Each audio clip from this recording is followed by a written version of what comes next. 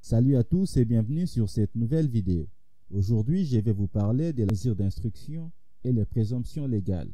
Mais avant cela, je vous demande de liker cette vidéo pour encourager la production des autres vidéos, de vous abonner à la chaîne et d'activer la cloche de notification pour ne plus manquer nos prochaines publications.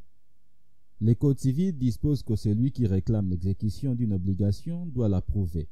Réciproquement, celui qui se prétend libéré doit justifier le paiement ou le fait qui a produit l'extinction de son obligation. Par exemple, suite à un contrat de vente, l'acheteur prétend que le vendeur ne lui a pas remis la chose vendue. Il la signe en justice pour obtenir la remise de la chose. C'est donc à l'acheteur de prouver l'existence du contrat de vente. Mais si devant le juge, le vendeur prétend avoir remis la chose à l'acheteur, alors ce sera au vendeur de prouver la remise de la chose. Si le principe est que la charge de preuve pèse sur les demandeurs, il existe toutefois des exceptions à ces principes, entre autres les mesures d'instruction et les présomptions légales. Pour la mesure d'instruction, même si la charge de preuve pèse sur les parties, le juge peut, afin d'apporter la preuve de fait dont dépend la solution du litige, ordonner d'office toutes les mesures d'instruction légales admissibles. Elles ne peuvent être ordonnées sur le fait que si la partie qui la lègue ne peut apporter la preuve de ces faits. Les mesures d'instruction sont diverses et variées. Ainsi, le juge peut ordonner une expertise ou une enquête. Il peut prendre personnellement connaissance de faits litigieux afin de le vérifier lui-même. Il peut faire comparaître personnellement le parti ou seulement l'une d'elles. Il peut recevoir de tiers les réclamations de nature à éclairer le fait litigieux. Pour les présomptions légales, il faut savoir qu'elles aboutissent à un renversement de la charge de la preuve.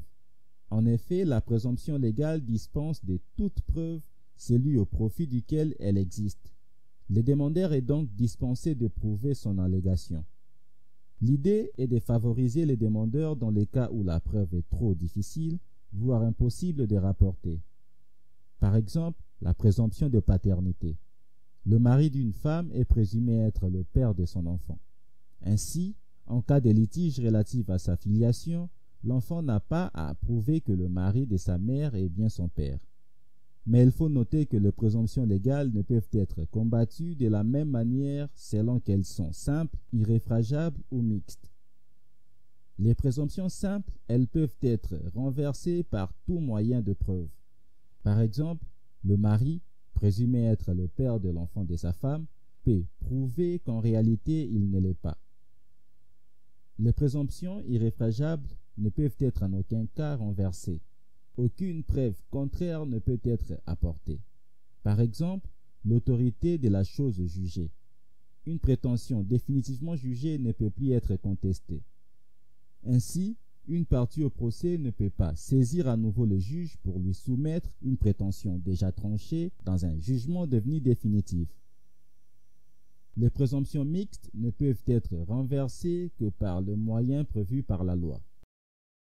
Merci d'avoir regardé cette vidéo jusqu'à la fin. Si vous avez le temps, je vous prie de suivre notre dernière vidéo en cliquant ici ou de suivre une vidéo aléatoire en cliquant ici. Veuillez vous abonner en cliquant ici et n'oubliez surtout pas d'activer la cloche de notification pour ne plus manquer nos prochaines publications.